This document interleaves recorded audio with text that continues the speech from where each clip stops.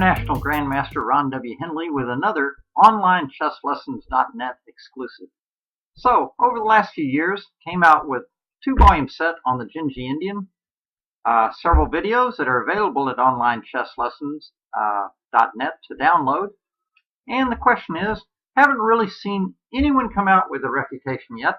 I've seen black score a lot of games and still going strong. Let's take a look. One of my trainers, Ron Wilkins, sparring partner, good friend of mine, Master, lives up in Central Florida, house on the lake. I was visiting with him up in January. So he's playing on the website, Chess for Friends, Chess with Friends, and he has a game against your long-lost bro that goes like this. Bishop g7, knight f3, c5, d5, and now Ron plays f5. After the guy plays h4, Ron goes knight f6, and then knight c3. So now you're probably thinking, well, what's this got to do with Dzindzi Indian? This looks more like a Dutch. Wait, d6. And white could fight for the e4 square with the thematic queen c2, but in the game, white played bishop g5. And now Ron played the very nice knight to e4, instantly equalizing according to Fritz. Well, what can white do? In the game, white played queen c2. But, for example, if knight takes e4, f takes e4, and we can see the Dzindzi or sniper bishop is nice and open, knight d2, then you have a choice. You could play bishop takes, bishop back, etc. But even better is probably to play queen b6, zeroing in on the b2 pawn. For example, rook b1, you might think about playing e3 and sacrificing this pawn. Fe3, knight a6 is pretty decent compensation. Or on queen b6, if knight takes e4, queen b2, rook b1, queen a2 is actually better for black, according to Fritz. After all, he's a pawn ahead. Nice thematic outside past a pawn.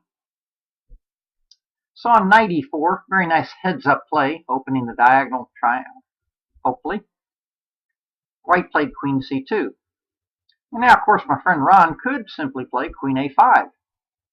He could also play knight c3, b takes c3. He could also even think about knight a4, knight a6, knight takes, pawn takes, knight back to d2, and bishop f5 was also suggested by one of the computer programs. However, many of my students love the Dzindzi Indian so much, the minute they get a chance to play it, they jump right in. And after bishop takes c3, b takes c3, we do in fact, by transposition, have, yes, a Dzindzi Indian, where white has played an early bishop to g5.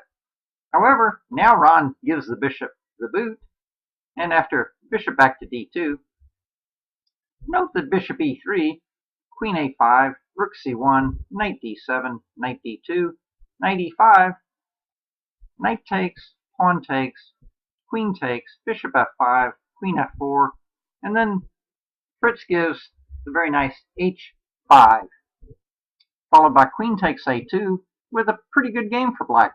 Basically, he's going to have that outside passed a pawn again, and white will have these double c pawns. So after h6, white backs the bishop up to d2. Now again, this is played on the website Chess with Friends.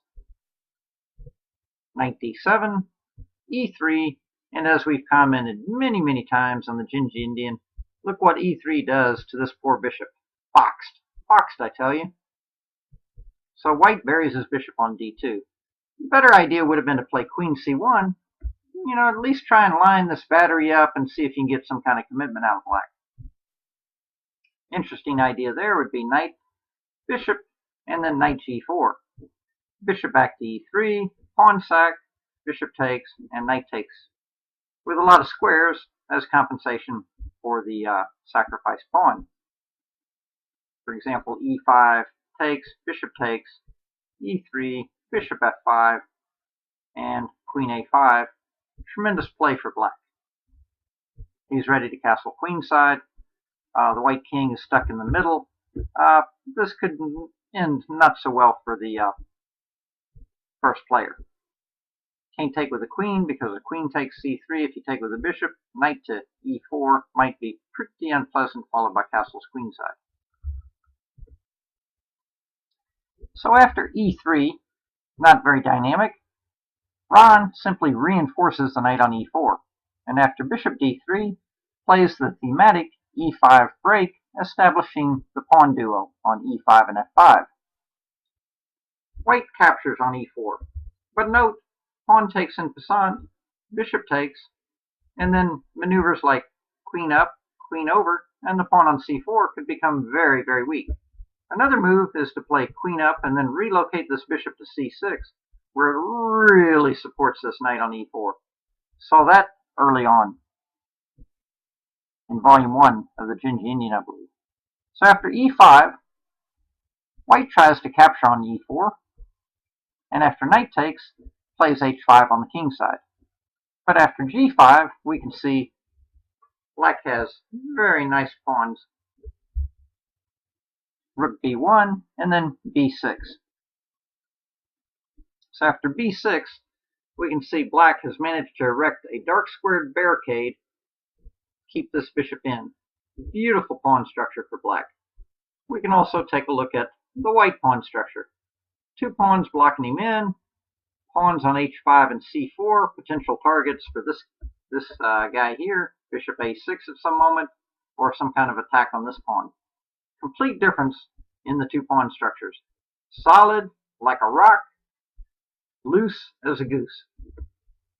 So let's take a look. After b6, white starts trying to unravel with knight to g1, hoping to give the knight the boot with f3. Black castles, and now of course the immediate f3 can be met by knight back to f6, and on g4, black would have a pleasant choice between e4,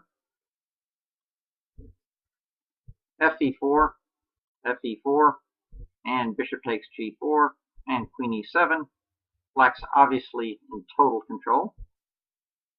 e4 takes, knight takes, and then the beautiful shot knight to e4, because note that queen takes, bishop f5, traps the queen. Another very nice motif to keep in mind. So going back, the other choice is that on f3, knight f6, g4, believe it or not, you can actually take that. And on queen check, go in the hole, queen takes h6 check, knight to h7 exclamation point, and the point being that you now threaten rook f6, trapping the queen. And how bad is this? Well, after knight h7, even if he sees to play queen g6, then bishop f5. More bad news. So it's pretty amazing. He can run in, take the pawn with check, and get his queen trapped, pretty much. So going back, we can see why white opted for knight e2. Now, queen e8 begins to eyeball the pawn on h5, f3. Note that if white tries to exchange knights with knight to g3, simply takes, and f4. Bishop's coming to f5, black king still in the center. The exchange of queens would merely result in losing a pawn. Fantastic position for black, even though the opposite colored bishops. In the game after f3, black simply retreated the knight. Now the pawn is under attack. Clever play by black. By white, he defends the pawn on h5 and counterattacks the pawn on f5, hoping to make a game of it. What's black to do?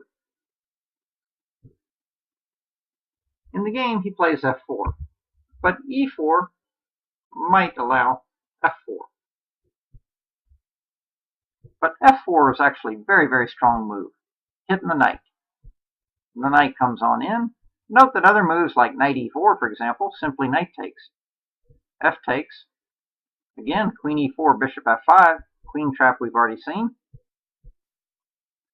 So knight e4, f takes e4, and bishop to g4. Clear, overwhelming advantage. f3 also would be pretty tasty as well. So again, instead of knight f5, knight e2 is another retreat, but e4, definitely the way to fly here. And on e takes f4, bishop to f5, bishop to e3, knight takes h5, g4,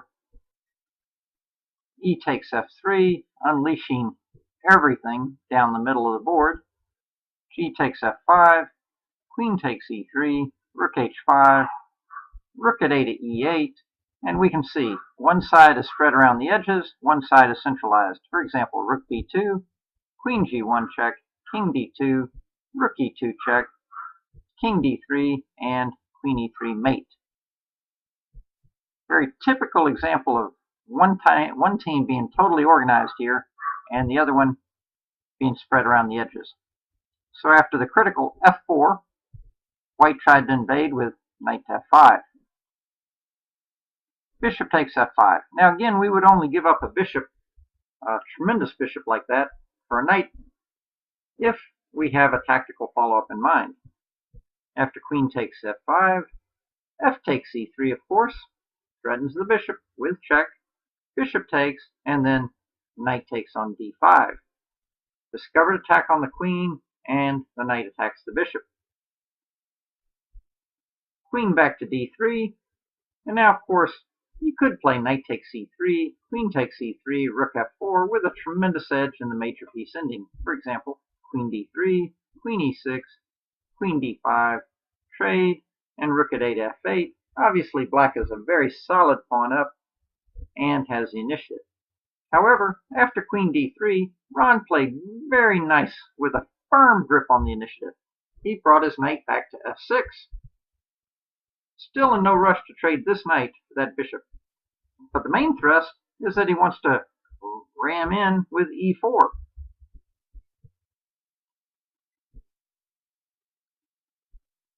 White played g4, trying to reinforce his pawn on h5.